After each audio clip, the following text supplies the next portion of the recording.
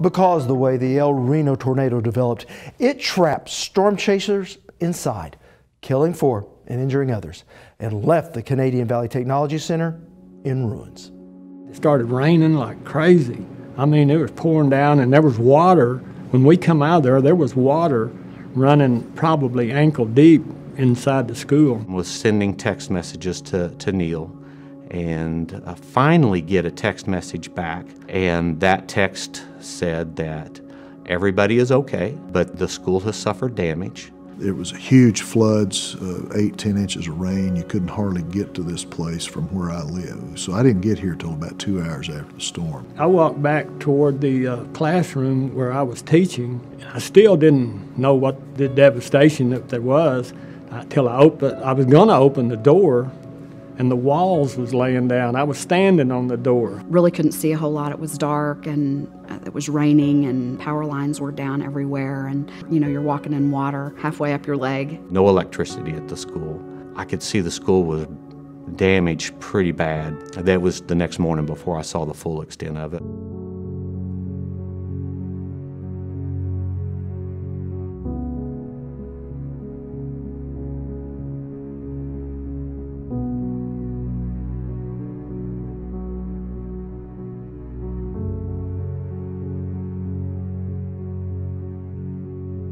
Lifetime on the fire department, I've seen some pretty bad stuff. But I don't think that any of us realized until we walked on this campus how bad this place was. You can't hardly describe it. It's a part of your life and a part of what you do, and when you see something like that, it's kind of overwhelming. Trees just completely gone or nothing left on there. Grass was sucked out of the ground. The big propeller blade had been lifted off the ground and stuck into the daycare center. That was quite a sight. The maintenance building was flattened. The other buildings from a distance may not look too damaged, but when you walk through them, you'd see that walls are about to fall over. This tornado took out everything, and the campus here just happened to be in its path. Feel like something's stolen from you and you want to get it back. And I think that's where we were at.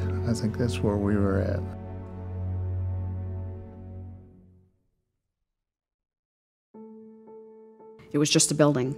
We only lost a building. No one was injured. It just felt like it was easier for me to relate to the human side, yet have an awareness that it really is just a building and we're going to be okay. Tech centers in Oklahoma are schools of choice. People choose to come and take part in our programs. This district had been running for 43 years. It's been here a long time. All of our instructors come from industry. All of our instructors have made their living doing what they teach. If we'd have had to mothball programs, shut programs down, lay off great teachers, it would have been devastating. I spent 18 years in the machining industry before I started teaching. So we take the skill that we learned and we try to pass that on to the students to provide them with a skill that they can make a living with and make money and have a future.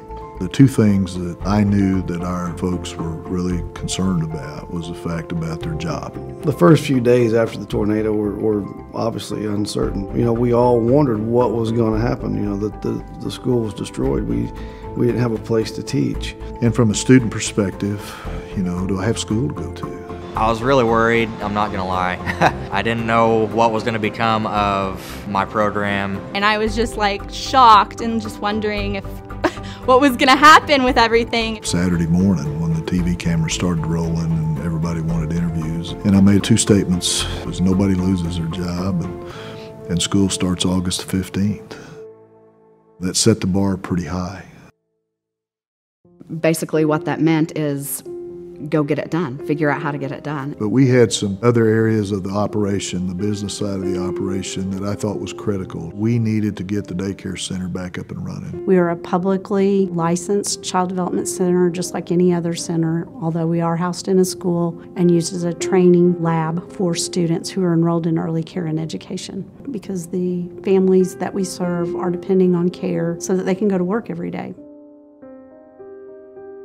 After the tornado hit, I went into immediate panic. Oh my gosh, I'm not gonna have school next year. And Dr. Winters had said, you have 1 week to get the daycare center up and running. One of those, this seems like an impossible task. How on earth are we going to make this happen? We had an emergency board meeting on Sunday. The cosmetology teacher at the time came in and she said, I know you're looking for a place to have daycare. And she said, I know the perfect place. And I said, oh, where? Church of Christ South on 10th Street in Yukon.